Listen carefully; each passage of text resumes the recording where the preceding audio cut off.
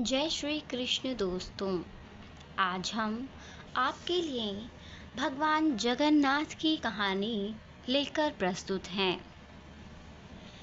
कहा जाता है कि भगवान श्री कृष्ण ने जब अपनी देह छोड़ी और जब उनका अंतिम संस्कार किया गया और जब उनका पूरा शरीर पंच तत्वों में मिल गया, लेकिन उनका हृदय नष्ट नहीं हुआ और बिल्कुल एक जिंदे इंसान की तरह धड़क रहा था और बिल्कुल ही सुरक्षित था।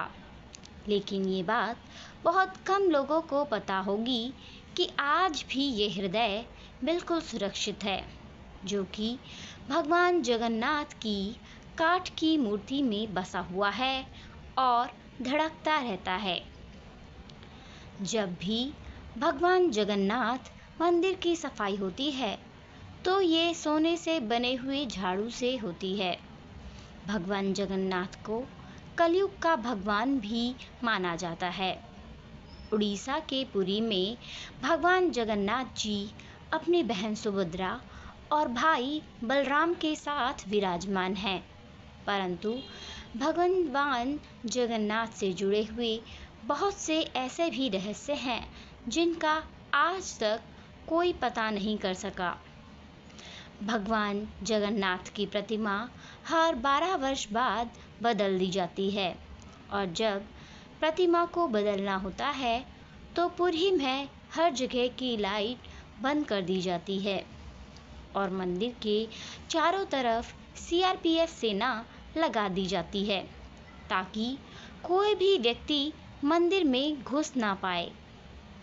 मंदिर में भी पूरी तरह से अंधेरा रहता है और पुजारी के आंखों पर भी एक पट्टी बांध दी जाती है। पुजारी अपने दोनों हाथों में दस्ताने पहनकर पुरानी मूर्ति में से एक ब्रह्म पदार्थ निकालकर नई मूर्ति में डालता है। ये पदार्थ क्या है, आज तक कोई पता नहीं लगा सका है और हजारों वर्षों से एक मूर्ति से दूसरी मूर्ति परिवर्तित करते रहते हैं।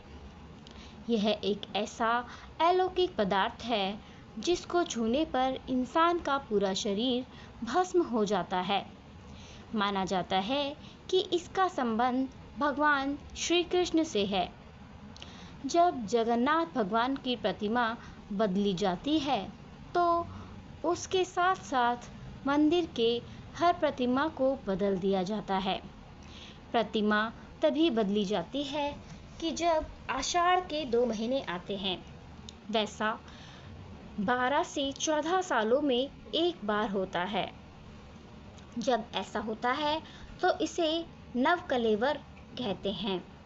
लेकिन आज तक कोई भी पुजारी ये नहीं बता पाया कि वो पदार्थ क्या है जिसे एक मूर्ति से दूसरी मूर्ति में डाला जाता है।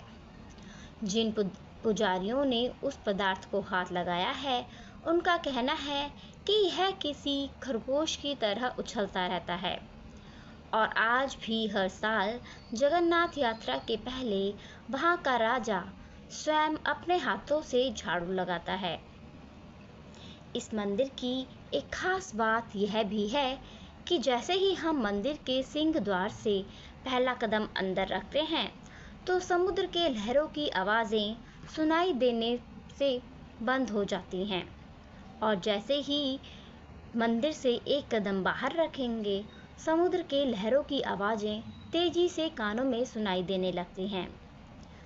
अक्सर मंदिरों के ऊपर पक्षी बैठे हुए दिखाई देते हैं, परंतु जगन्नाथ मंदिर के ऊपर से कोई भी गुजरता हुआ नहीं दिखाई देता और मंदिर पर लगा हुआ झंडा हमेशा हवा के विपरीत दिशा में लहराता है और पूरे दिन किसी भी समय भगवान जगन्नाथ मंदिर के मुख्य शिखर की परछाई नहीं बनती है।